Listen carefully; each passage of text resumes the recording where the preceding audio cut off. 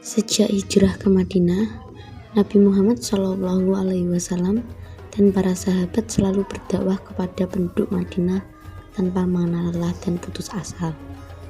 Dakwah kepada orang-orang yang sudah masuk Islam ditunjukkan untuk melaksanakan hukum-hukum dan ibadah-ibadah ritual yang diwajibkan.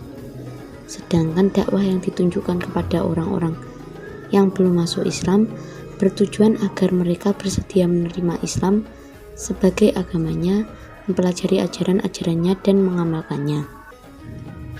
Masjid Nabawi merupakan masjid pertama yang dibangun Nabi Muhammad SAW dalam membantu masyarakat Islam di Madinah.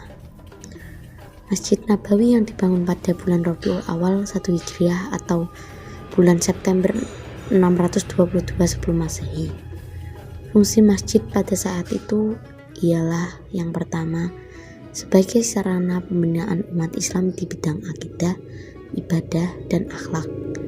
Yang kedua yaitu tempat belajar agama Islam yang bersumberkan dari Al-Quran dan hadis.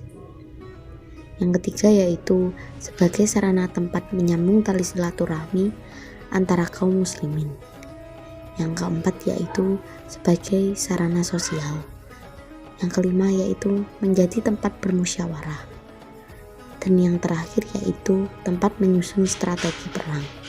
Untuk membangun perekonomian rakyat sekaligus sebagai sarana dalam menyebarkan ajaran Islam, Nabi Muhammad SAW dan para sahabat mendirikan pasar yang lokasinya tidak jauh dari Masjid Nabawi. Pasar yang dibangun dimaksudkan sebagai langkah untuk mendidik umat bagaimana ajaran Islam mengatur roda perekonomian dengan begitu adilnya. Pasar tersebut telah merubah sistem pasar Yahudi yang ada pada saat itu, pasar Islam.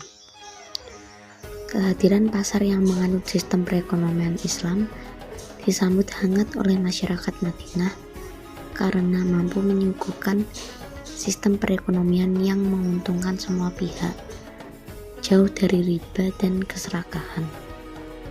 Kaum Muhajirin adalah orang-orang Islam dari kota Mekah yang juga ikut berhijrah ke Madinah bersama dengan Nabi Muhammad SAW.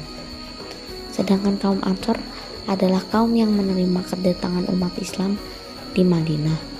Beliau mempersaudarakan kaum Muhajirin dan kaum Ansor agar mereka dapat saling membantu dan mengasihi satu sama lain. Di Madinah ini syarat sebagai sebuah negara sudah terpenuhi. Akhirnya Nabi membuat sebuah konstitusi yang dinamakan Piagam Madinah. Piagam Madinah merupakan produk undang-undang hasil kompromi antara umat Islam dengan non-muslim di Madinah yang digunakan sebagai dasar hidup dan aturan yang harus dipatuhi bersama antar pihak yang terkait. Atas kesuksesan ini, Piagam Madinah dijadikan sebagai dasar toleransi beragama. Adapun isi Piagam Madinah sebagai berikut. Yang pertama, bidang politik. Nabi Muhammad SAW menyelesaikan masalah dengan cara bermusyawarah dan keadilan. Dan yang kedua, ada bidang agama. Bebas memilih dan mengamalkan agama masing-masing dan menghormati agama yang dianut oleh individu yang lain. Yang ketiga ada bidang sosial. Setiap individu mempunyai tanggung jawab yang sama terhadap negara Madinah. Yang keempat ada bidang perundangan.